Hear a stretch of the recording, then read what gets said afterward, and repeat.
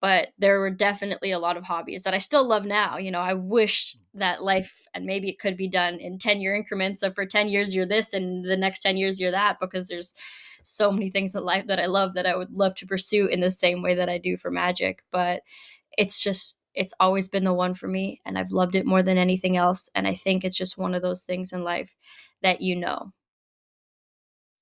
Because I think we're all searching for that, aren't we? We kind of put up with the silly jobs just to try find that thing that creates that fire in your soul.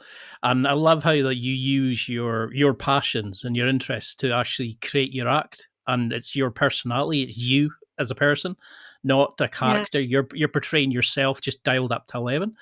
Now, there can't be many young kids who ask for a set of handcuffs and a straitjacket and get it for Christmas.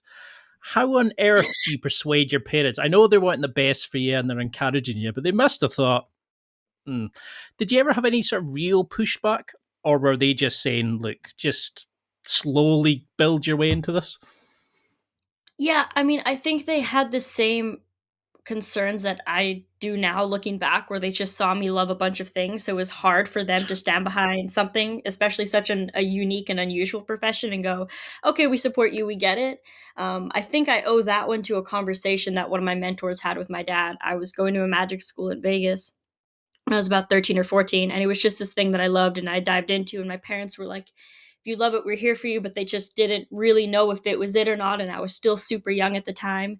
Um, but the teacher of the magic school, his name's Jeff McBride. He's been in magic for ever, and he's a super big name in the industry, and he's had this magic school for nearly 30 years, so he's seen a lot of people come through. And after spending time with me, I guess that week, he asked if he could call my dad in, and I didn't know at the time that this conversation had happened, but he brought my dad in and he sat him down and he said, "I've been doing this for a long time, and I've seen very few people that are like her. Just trust me, support her. If you stand behind her and you just trust her, she'll make it."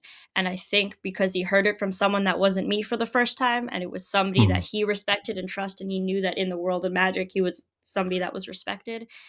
From that moment on, he's both of my parents have stood behind every decision I made, and it's been crazy, and it's probably not easy. I can imagine they're terrified. I think I would be, as a parent, but they they trust it, and they know who I am, and they know how much I want this, and they see me work at it every day. So all they can do is, sit in the audience with me and watch it happen. I love the faith they have. It's that kind of, okay, what do you need now? You're going to hang yourself upside down on national TV, right? Fair Yeah. enough.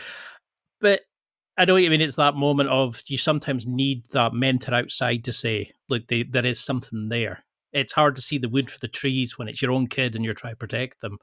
But I love that you and your dad have that level of connection. You both have that passion for race car driving, etc. But how did you find that? Because you talked about leaving school, I think it was at 16. Yeah. How on Yeah. earth did you say no? No college, uni, the gap year, all the traditional stuff. How on earth did you have that faith, that belief in yourself at such an early age? Because I know you seen, was it Sean Farquhar when you were younger?